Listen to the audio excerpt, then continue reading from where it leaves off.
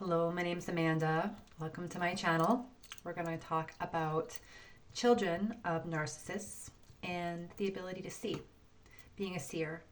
So I don't mean a working psychic or a medium or someone who you go and pay and get an intuitive reading, although you might be one of those people. But we are very sensitive when we grow up in toxic environments. We have to be. Our body adapts very early on for survival, or at least perceived survival, to be able to see and sense if something is dangerous. If you had, for example, an alcoholic parent and you could hear them coming, you were kind of probably listening for certain markers of whether or not the parent was intoxicated. If you started to hear someone huff and puff and stomp around the house and it led to worse things later on, your ears and your body, they become attuned to kind of watching for those signals and those signs. And so from a very early age, without even realizing it, our spiritual nerve endings are reaching out and scanning the environment all of the time for a threat. And so we're picking up so much information. Some of us were picking up that information about the threat of our parent coming in and causing some kind of chaos. But at the same time, we were also reaching out and collecting other information about the environment. So without even realizing it, it was like we were in psychic training. And so sometimes we don't think of ourselves as a seer because we're not seeing the way a clairvoyant sees. We're not seeing visions or pictures in our mind of the future necessarily. Often, though, we are clairsentient, which means that we can feel things in our body as physical sensations, as emotional sensations, as warning signals, all kinds of things. They're giving us, those sensations and impulses are giving us information about another person, about a situation, and we're not recognizing them necessarily as seer abilities. And the other one that's really common is being claircognizant, being a knower. So claircognizant is less to do with the body. It's more to do with just knowing something. So if you meet somebody sometimes and you are claircognizant and they don't say anything about themselves, sometimes you just know, this person, they've been through ABC. This person is worried about XYZ. Sometimes you just know things. And you've probably gone through your whole life either being clairsentient, claircognizant, both, maybe also some of the other clairs are opened up. Those are the two most common ones anyways. And we just assume that everybody in the world experiences life like that, having that kind of information coming into our body or our knowing. But in fact, that's actually not the case. So sometimes we find out that we actually have these abilities in one way or another, and they actually are abilities. They came hard earned because of the environment that we grew up in. It gets complicated though, because often early in life, the child is innocently saying out loud what they see and what they sense. So if their parent is lying about something and they can see that it's a lie, they might name that. And that might come with punishment or rejection or ridicule. And so the child learns quickly not to say what they see, not to say what they sense. And depending on how strong or how fragile the psyche is, they might start to believe their parent. So the parent might say something like, "You didn't see that. That didn't happen. That's not true." And the child might actually start to get gaslit by the parent. The child might actually start to believe that they're crazy. The child might start to believe that they were actually wrong about what they saw or what they sensed. And so this leads to a lot of problems for some children, and it can follow us into adulthood very, very easily. So some of the ways it shows up for us in our healing journey as adults, or even before, let's say before, sometimes after we leave our family home, we find ourselves in friendships, romantic relationships with abusive people, with people who don't have our best interest in mind. And you would think, if the child was so able to sense, if the child had seer abilities, why would they have chosen somebody to be a friend or a partner with that could bring so much harm? Like, how does that even work? And if you're like me, you've asked yourself those questions and maybe had a lot of shame because of that, you know, like choosing one after another of the wrong people in your life. And so there is a really good reason for this. So when we are young, the person who shut us down, who shut down our ability to see truth, they benefited from us not seeing the truth of what was going on, or the truth of what they were. That's just the way that it happened. And so in doing that, we shut down our ability to see. We realized either we're wrong about what we're seeing, we believed that story. We might have told ourselves that we're actually crazy because we were told that what we were seeing wasn't real. Or if we were one of those more stronger psyches and we still continued to see anyway, we kept our mouth shut because it was dangerous to keep saying what we were seeing. And so with no way to protect ourselves from, our primary caregiver that was actually, gaslighting us, we started to be quiet. And many of us shut down our ability to see. We decided that our own survival impulses, our own ability to sense truth of our environment was either completely wrong and we were off the mark, or it was just dangerous to see truth, because if we were found out that we could see the trouble that was really going on, the lies that were going on, then we would get somehow punished or rejected, in some cases, into a place of abuse. So we shut down our abilities is what happened. And many children, teenagers suffered with like a mental illness because there's a split that happens between the actual true intuition and the truth that is being sensed, and then what we're telling ourselves. So, a kid sees something that is real, and then there's this program that's overlaid and imprinted by the parent that is like, you're crazy. You didn't see that. And so there's kind of like these two parts that are like fighting with themselves, these two kind of core belief systems. And so there's a split. And when a person's walking around the world with this split going on where they can't trust themselves, they feel like they can't trust what they're seeing, they can't trust their intuition, they can't trust their truth, they start to trust everyone else.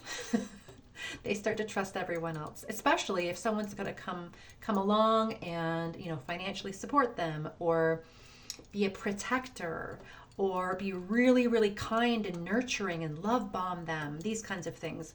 Then it's like, great, this person will watch out for me because I can't even watch out for myself. I don't have a good grasp on truth. I don't have a good grasp on intuition. I have this, fragile psyche where there's been a split. And when I say fragile, it's not a weakness at all. It's actually, an injury, a psychic injury, a spiritual injury. Your whole self was somehow shattered and split and confused, even though that whole little self was seeing truth. So you were born with that intactness, and someone took advantage and took it away because that benefited them.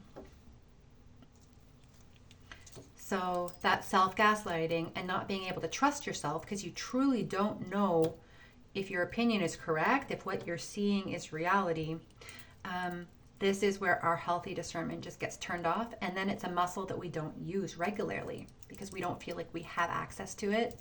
We just don't trust ourselves. And then years go by where we're not using our muscle of noticing the red flags, and then so many decisions might be made that are actually poor decisions because we were going in blind.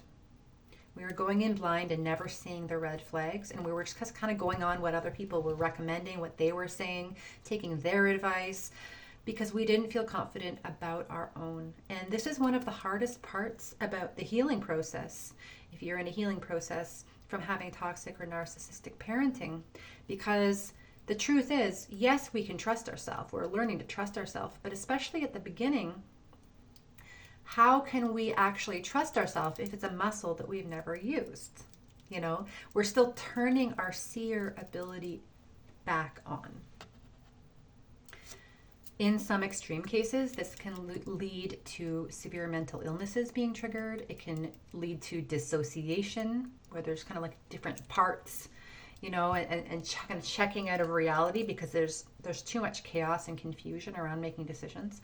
And sometimes if that seeing ability does get turned back on, that brain program, that truth that we were given from the parent, that we're crazy, turns on. And so we've got now, even if we've moved away, our parent might not even be alive, we start to see a truth, but then our system connects our seeing ability with a, you're crazy. You can't trust what you see.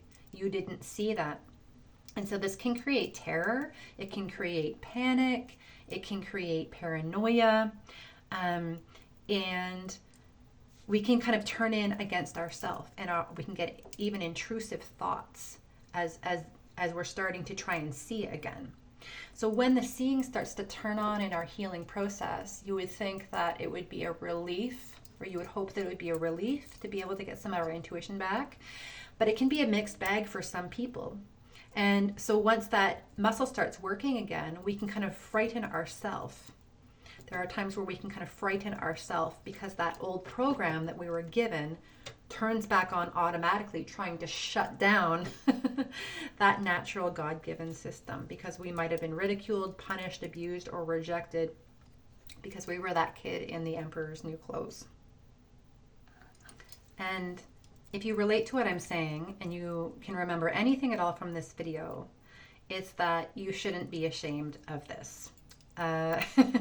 We are slowly learning to come back into the body. We don't need to be ashamed of ourselves for not having a strong muscle of trusting ourselves, for the fact that we've self-gaslit ourselves many times.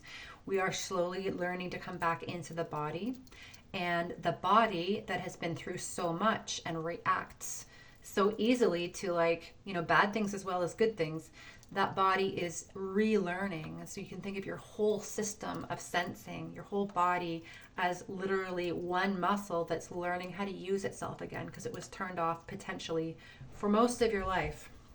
And so that's why we have to have so much self-kindness and so much self-friendliness in this process, because, you know, we basically were out of the game, that part of life, that part of the game of life where we were seeing red flags or not seeing red flags. We've been out of that game for so long. So if you've made decisions around choosing the wrong person, partners or friends, over and over, and you're just wondering, like, how does this keep happening? How do I keep choosing people that don't respect my boundaries, that give unsolicited advice, that become really dominant really fast, or really needy really fast, and make me feel guilty if I don't show up for them? Like, how do I keep finding people like this? It's just because we haven't worked our muscle yet. So now we're working our muscle, and these are some of the things that we can start doing right away. It's a long journey to work that muscle, but if we're starting and we're committed to it, it will only get stronger, even if we make a lot of mistakes on the way. Somatic practices. I don't know where I would be without daily practices. I have my own kind of like set of daily practices that work for me, but in this process, somatics, which there are plenty that you can look up on YouTube, you can do like a 10-minute somatic practice, are so important. If you are somebody who goes into panic mode and confusion really easily, because this is still healing, there's this amazing self-hug. Like, learn to hug yourself and just kind of sit with that in the way that is the most soothing to you. You know, that is my go-to. If I start to kind of like go into a space where I'm like, I'm overwhelmed, I'm overstimulated and confused, I need a moment, going to my bed, putting on a weighted blanket and doing this self-hug with minimal lighting until it passes. There's no shame in doing that. You know, we're human beings. And after everything that's happened in our life, we really deserve to be able to go and do some of these like body soothing practices. So figuring out which somatic practices work for you best, because we're all different, is a really, really important place to start. There are somatic coaches, somatic therapists, books on this. So yeah, somatics is the best place to start. Know who you are before someone tried to break you. Remember, who were you before you were broken?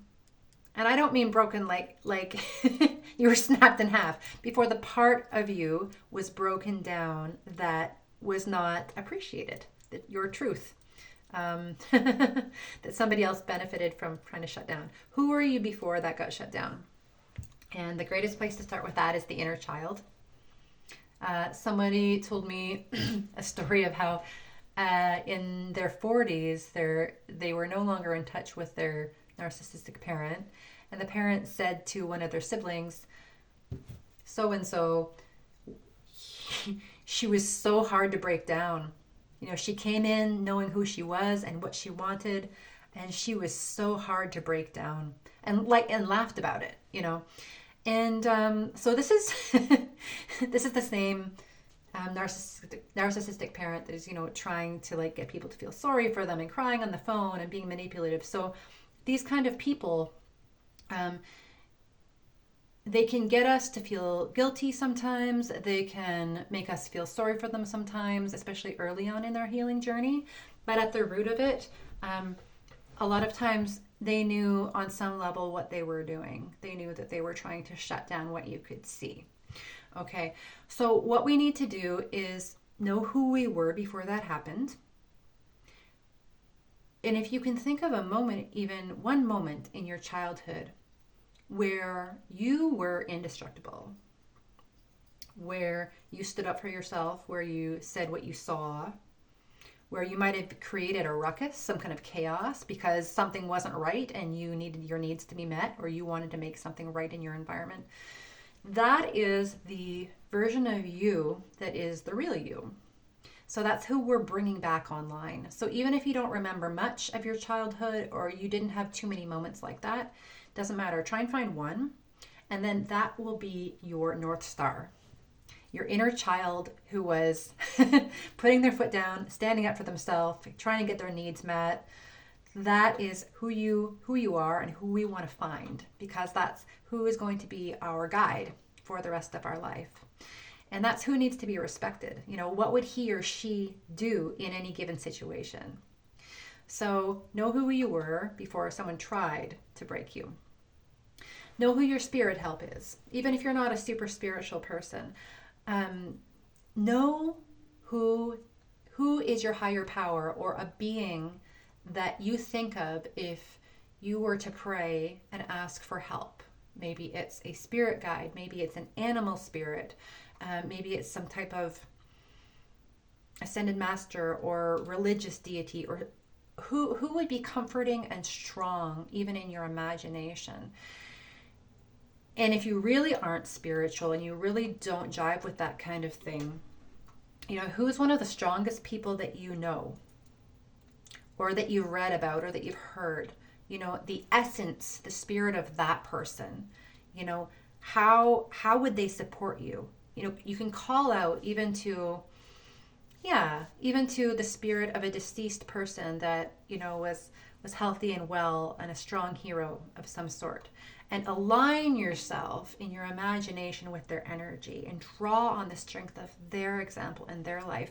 Know who your spirit help is. And this is just an example, but I've got a little altar where I've got some images, some figurines. I always have a candle there. It's going right now. And I can sit in front of that altar and focus on my spirit helpers and bring my connection and my focus and call out for that help. Sometimes just as humans, we need something visual. So know who your spirit help is. And don't be afraid to pray. Don't be afraid to ask for help. That's what they're there for. Know how to navigate your thoughts. So if you've grown up in this kind of environment that I'm describing, You understand that thoughts can be intrusive, that imposter syndrome is real, that the inner critic can flare up like unexpected. And often what the inner critic has to say is of the flavor of a narcissistic parent, of what they might have to say if they were in the room, or some version of that. So know how to navigate your thoughts. And this is often like, a lifelong endeavor. we we don't figure this out in one day.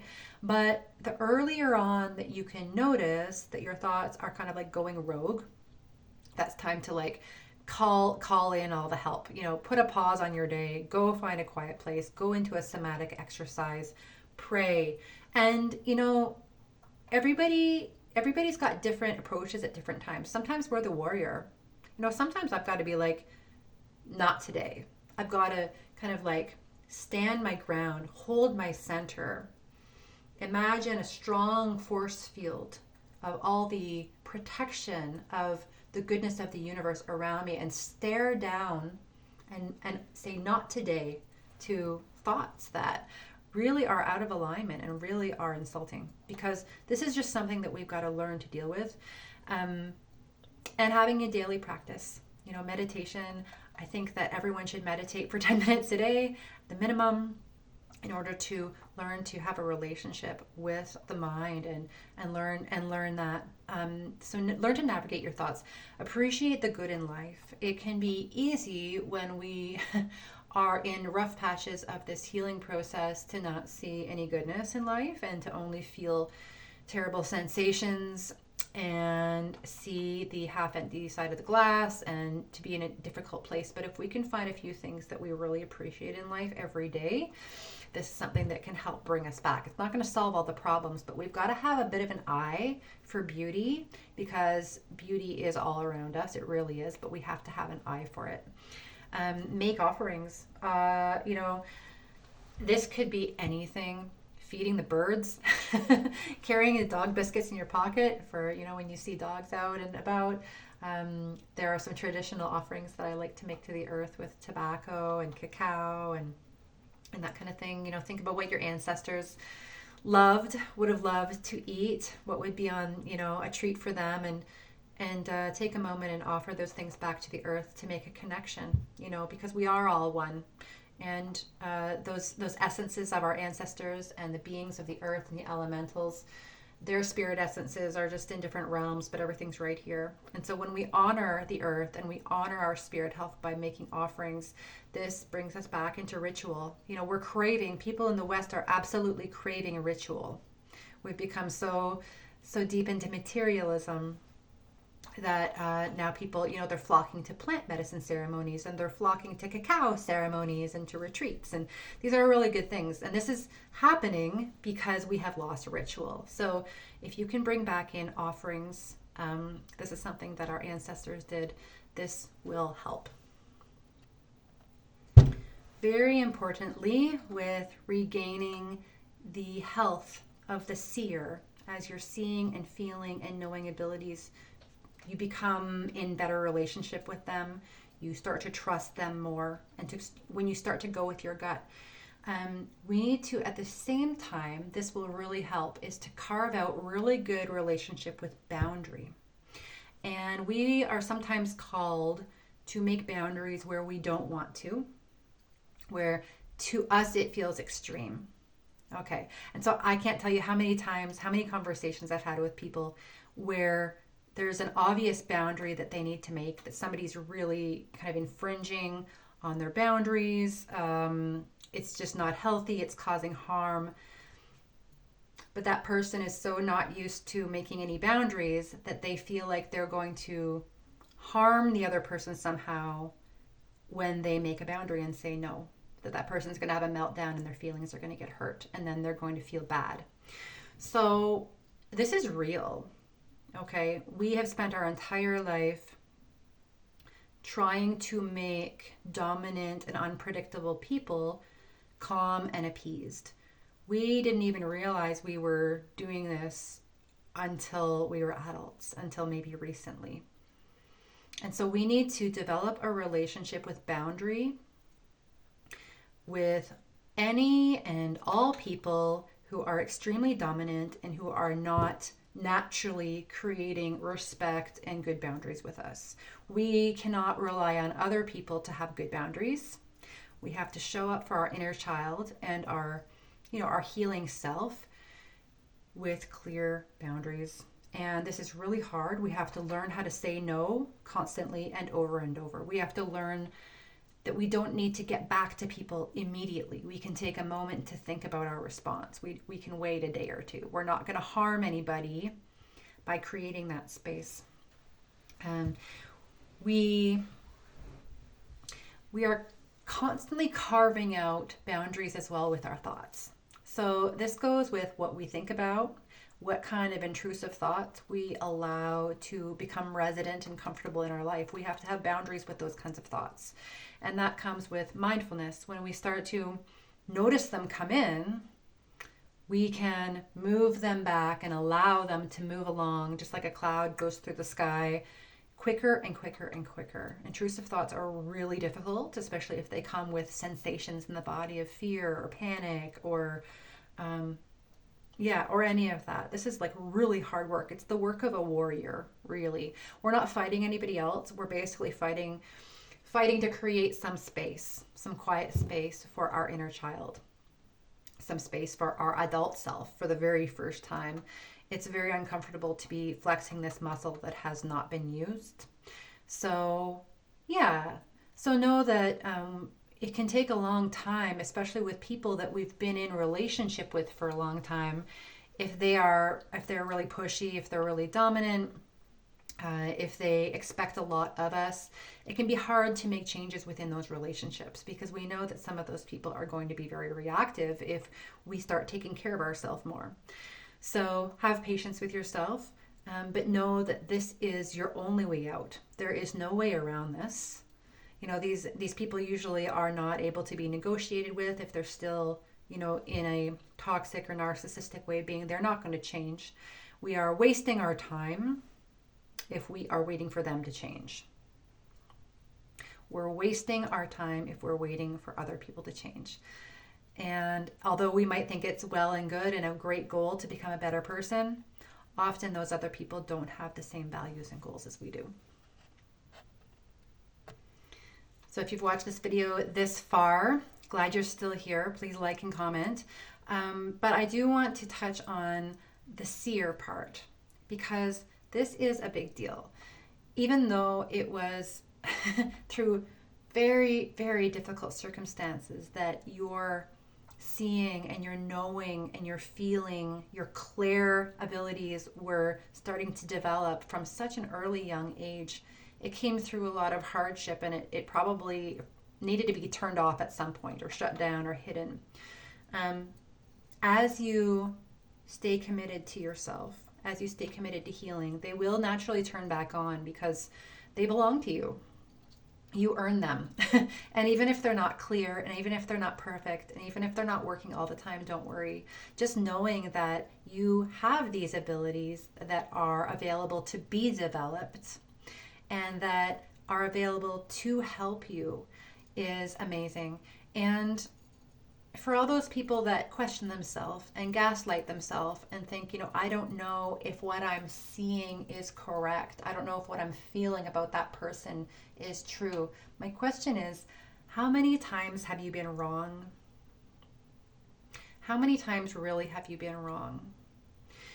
How many times have you had an intuition about a person and then try to forget about it because you're like, oh, I don't want to be judgmental. I don't want to think bad of anybody else. I don't know for sure. And then time passed and the truth came out in the wash. They showed their colors later on. But you didn't listen to your intuition. How many times has that happened? I know for me it's happened so many times in my life. And so mostly you're not wrong, most likely. And so these are things that are here for you. If you're one of those people that is in the healing phase where you really feel like you can't trust your reality, you really feel like you can't trust your truth, the best thing to do is to get really focused on grounding, get really focused on somatics.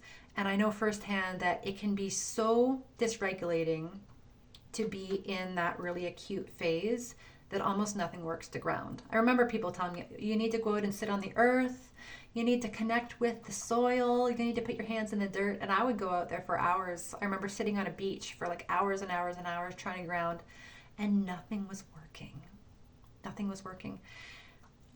I don't even know what advice I would give to myself other than that day. There's probably nothing that was going to work in that moment. But what I can say with absolute certainty is that with repeated practice, like over and over and over, regularly doing somatics and grounding practice in small increments, it starts to work. The body is designed to want to heal itself as long as it's given the opportunity.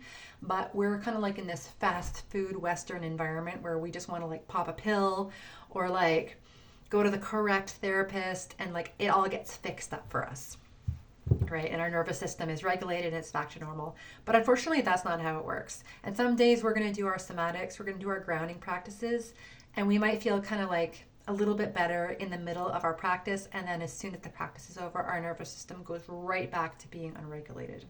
PTSD symptoms, you know, I know a lot of you know what I'm talking about. And that's completely normal. And it really sucks. But if you are committed to daily practice every single day and as often as possible with as many resources, like eventually your body is going to start to get it. It's the people that give up and want it to happen really quickly, and if it doesn't, they just give up. Those are the people that really, it really is hard for them to heal their nervous system. And we're not trying to get back to who we think we should be. You know, we're not trying to have the nervous system of a person who's never gone through what we've been through. Please don't make that the goal, because that's never going to happen. With nervous system healing, we're not developing a nervous system that's never had injury. That's not the goal. The goal is to develop our nervous system to be as grounded as possible, as grounded and as safe and self-kind as possible. And with that, sometimes feel surges of energy, surges of panic, sometimes have a relapse, sometimes question ourselves, sometimes make the mistake of gaslighting ourselves. But for the most part, lean into a healing and more developed nervous system. And along with that, the icing on the cake will start to be more and more seer abilities.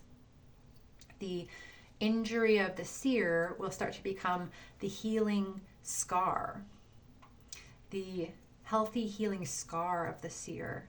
And as we heal and purify, those seeing abilities will get stronger. The information that comes to you will be clearer. It will be more on time. It will be exactly what you need to know at that time. You might even get messages for other people that are healing messages for them. And you'll pick up where that child left off before things went really awry in the home. So that's why we do what we do. And it can take a really long time of dedication. So it's about having a relationship with our inner child where we're not going to give up on them. We're not going to give up because it's not working right away. We're going to have a daily practice. We're going to have people that we can call, people, appointments, therapists, people who can help us. You know, there have been times where I've had like, my therapist and then a coach and different people where, you know, I had a couple appointments in 1 week for many weeks with different people who could help me in different ways, that would just even conversations with someone whose nervous system is deeply grounded to bring me back on track. So this is not for the faint of heart. What you've been through as a child is like our work for the rest of our life, but we're becoming something that we wouldn't have been able to be otherwise. We're not aiming to become a person that never went through that. We're getting a nervous system that's eventually going to be more advanced, because we are coming back. We're coming back with a bang with our developing and healing and purifying of our intuitive abilities. So yeah, just sending so much love to everybody out there. And yeah, think that's all for this video. Journey well.